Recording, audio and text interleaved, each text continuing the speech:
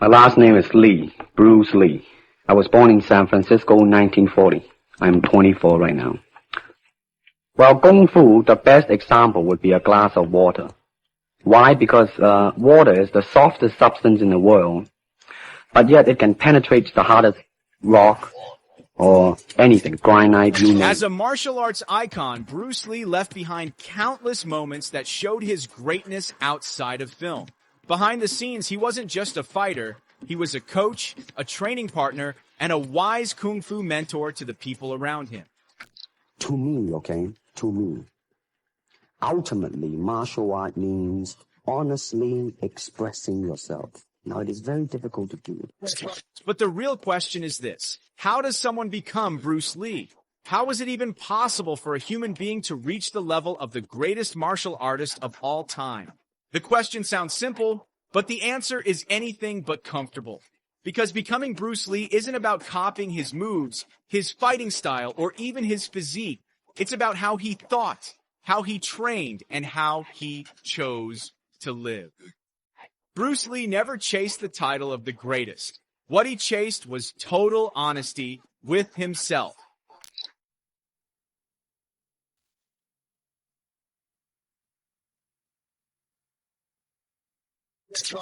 His journey always started from the foundations. He threw himself into traditional Kung Fu with brutal discipline, learning structure, distance, and timing at a deep level. Bruce Lee first studied Wing Chun under his very first teacher, Yip Man. Master Yip taught him using wooden poles, the wooden dummy, and live sparring drills that forced Bruce to apply technique under pressure. Eventually, Bruce stepped into competition too. He entered an inter-school amateur boxing tournament, the Hong Kong High School Championship, in 1958. In his debut year, he went all the way, winning the entire tournament by knocking out his opponent in the final.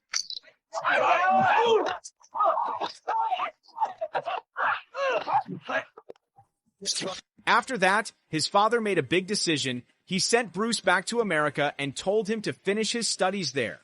With just $100 in his pocket, 18-year-old Bruce left Hong Kong for the United States and settled in Seattle, where he enrolled at the University of Washington to study philosophy. But Bruce Lee was never truly interested in sitting in classrooms. Martial arts was already in his blood. He started teaching other college students, giving private lessons and small group classes, turning his passion into a way to make a living. In 1963, Bruce opened his first martial arts school in Seattle. By 1964, he opened a second school in Oakland. Slowly but surely, his name began to spread through the martial arts community. But Bruce refused to be trapped inside a single style. Boxing, wrestling, fencing, karate. He studied all of them.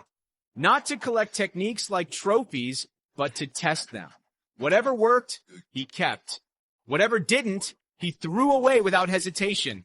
Adaptability was Bruce Lee's core principle, and it became the foundation of his most famous quote: "Be water."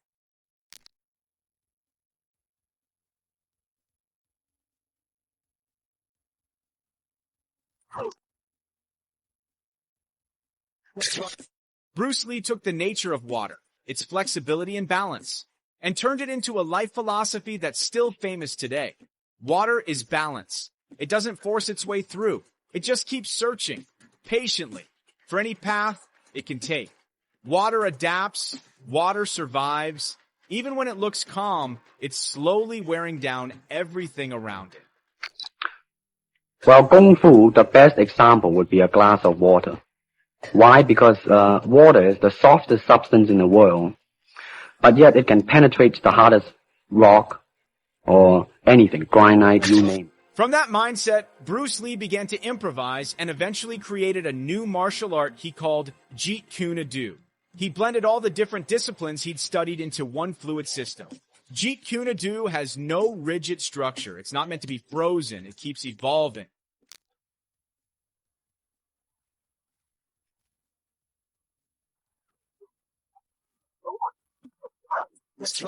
Bruce Lee's martial art was designed to move like water, built for speed, power, and defense, all with one purpose: to break through and overcome any opponent standing in front of you.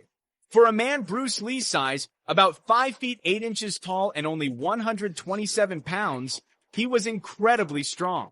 His punch was measured at around 350 pounds of force, right in the same ballpark as Muhammad Ali. What makes that insane is the fact that Bruce weighed barely half of what Ali did. His punch could hit the target from about 1 meter away in just 1/500th of a second.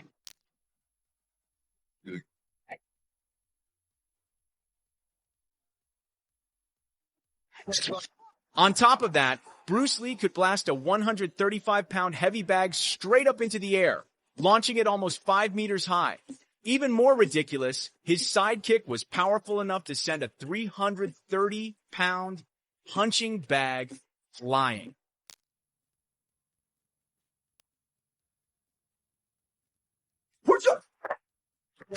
In one piece of footage, you can see Bruce driving a 200-pound man backward, just by kicking into a protective shield he's holding. Training at his house backyard.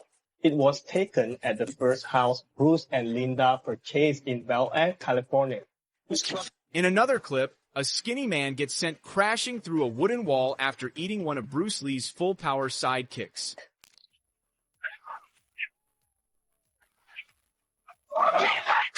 And it wasn't just raw power. He was insanely fast. Bruce Lee could fire off up to 6 kicks in a single second, all with that signature whip-like explosiveness.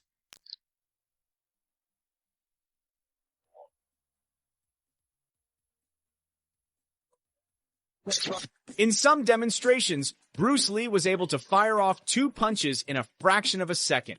But the question is, why 2? Because the first punch wasn't meant to knock you out.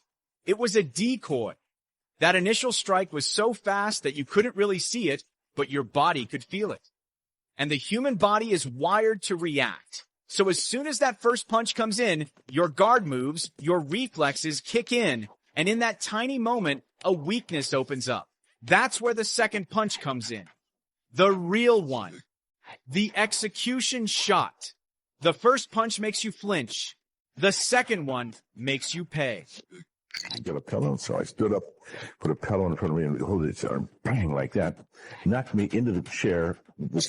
Bruce Lee often used a double parry technique in his fights. That second parry, done with his left hand, would happen at the exact same time as a strike to the opponent's neck with his right hand. But obviously, none of that came easily or quickly.